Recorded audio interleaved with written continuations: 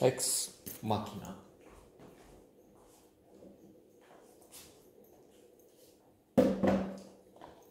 A very interesting, thought-provoking, modern film dealing with a theme which is so important for today and the future, near future, and long-term future. Written and directed by Alex Garland, a big thinker, wonderful writer, the one that gave audiences, reading public, and moviegoers the beach. I've found the book wondrous, spectacular, radiant, original. The list is long, you can fill it. The film was not really such a success for yours truly, even if it had Leonardo DiCaprio at the center.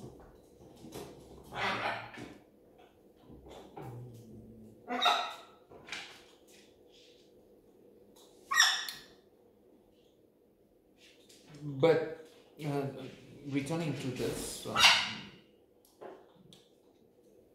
excellent motion picture, has Domhnall Gleeson as Caleb, Alicia Vikander as Ava, and Oscar Isaac as Nathan, the main trio. Nathan is someone like Bill Gates in a way, an entrepreneur.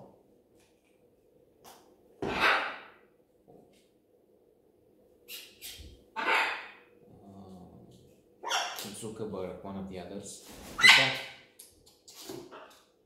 he's the one that gave the world the blue book, which is Google in the movie. Has an incredible wealth, but he is very strange, to say the least. The more we see of the movie, the more peculiar character becomes, and nefarious. If we think he's arrogant and somewhat obnoxious maybe at the beginning, we get to find him troubling and menacing and loathsome with time. And he has this remote spectacular. By the way, I'm wondering where they found this thing in the middle of nature. It's a phenomenal, fantastic monument of architecture, really. It's modern, but also has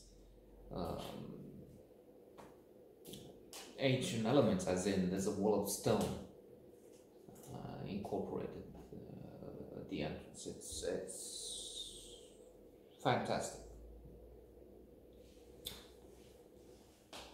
Spectacular architecture and nature. It's in the middle with the river and woods. So Caleb is selected by this head founder, owner of huge technology firm.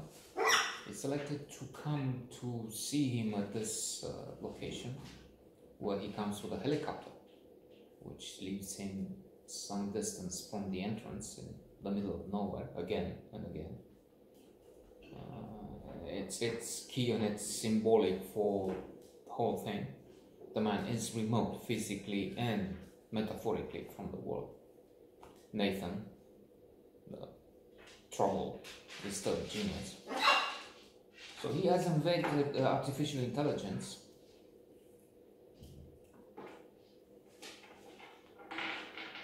I mean, he has not invented, he has invented a perfect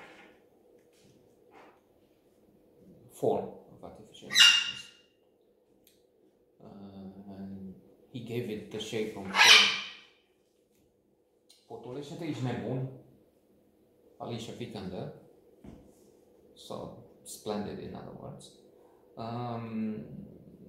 We see others equally stupendous women, as in artificial intelligence in the shape of women, and we get to